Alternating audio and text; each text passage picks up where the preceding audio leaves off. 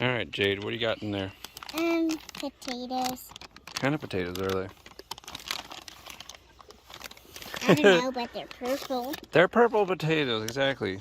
Jelly bought this little bag of purple potatoes to eat them, and she used about half of it and thought they were so tasty that she just didn't eat the rest of them and let them start sprouting. So we're gonna go ahead and plant them so then we can get a kind of late summer potato harvest, since all the other potatoes are about ready to come out of the ground. Actually, they're starting to get ugly, especially those ones over there. Yeah, the potatoes, Daddy like digged the potatoes and they were so huge.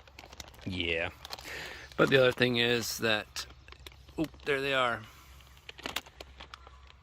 The dreaded striped blister beetles have showed up, and once these guys show up, hordes of them start showing up, and they just completely annihilate the potatoes. So if that happens again this year, I'm just going to use that as a sign that it's time to just pull the potatoes out of the ground, because if they get, listen, if they get eaten down to the ground, then the potato will have to tap into that starch storage to regrow, and the potatoes will just shrink down to nothing. So we're just gonna pull them out so that they don't use up that starch, so we can eat it, because we love that starch storage. That's what potatoes are. Did you know that? Yeah. All right, let's go plant some potatoes. All right, we got some comfrey here. This is a huge comfrey. Yeah, it's going crazy. It's loving life. And right next to it was another comfrey plant that was just as big. And what I did was I chopped it way back. I fed all the leaves to the rabbits. Now they're also great for just chop and drop. Four comfreys in a row. Throw on the. Yep. No, 5, because that one, and that one, and that one, Yep. and that one, and that one. There's a lot. There is a lot. And comfrey is great as a chop and drop to increase soil fertility. Just chop and throw it on the soil and let it break down and improve your soil. But it's also great for rabbit food, so I use it for both purposes. But this one was big, just like this one, and I chopped all the vegetation off and I split it, and also planted the roots. I cut the roots up into small sections and put those in a lot of different places. So we're going to do the same thing with this comfrey right here. So here we go. So yeah, just go ahead and Why did you cut this comfrey? cut absolutely everything off here. Because the other ones have flowers? I just picked this one because it was in front of me. I could have picked any of these big ones. All right, so now what we're going to do is we're going to dig this up. What smells so good? The comfrey. Comfrey has this interesting smell. It's hard to describe. Yeah. But I like how it smells. Anyway, we're going to dig this up. It smells like the watermelon juice that Eddie made. It smells like watermelon juice. We're going to dig it up. We're going to cut root sections. And then we're going to split the crown into a bunch of different parts. And then we're going to plant it out over there. And hopefully we'll have a bunch more comfrey in the garden. Wow. All right, it's time to feed some comfrey to some cute little bunnies here.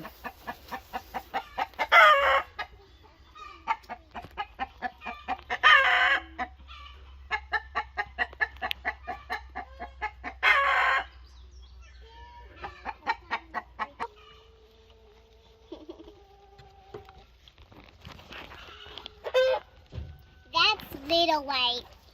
And the one that's right there, that's Blizzard, and the other white one is Little White.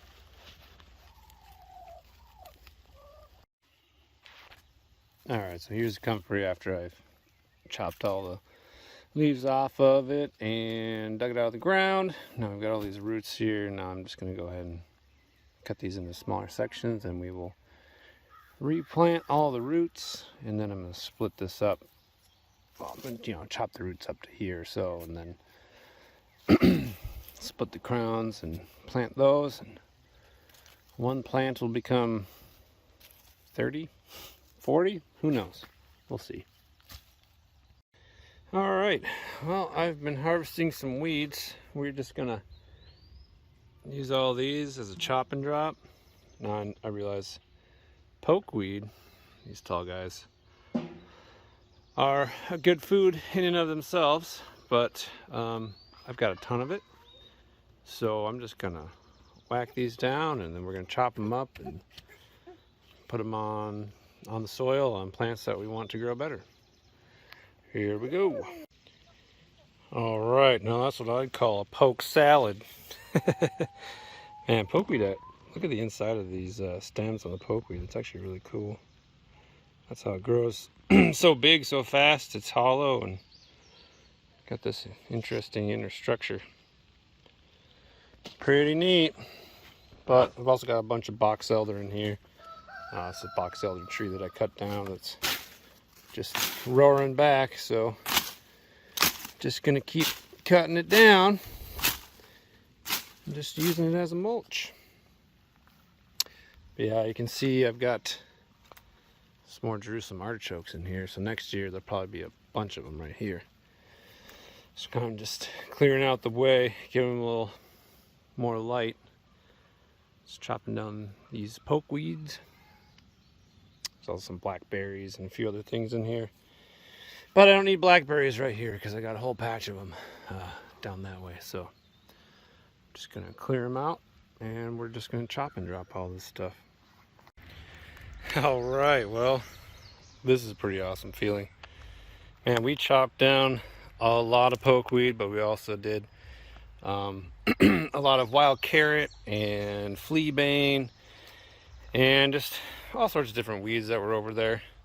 I say weeds, I mean a lot of these are useful, good plants, but not really that useful to us right now, but they are this way as fertilizer on this mound here. This was the third mound that I made, and these three are the poorest quality.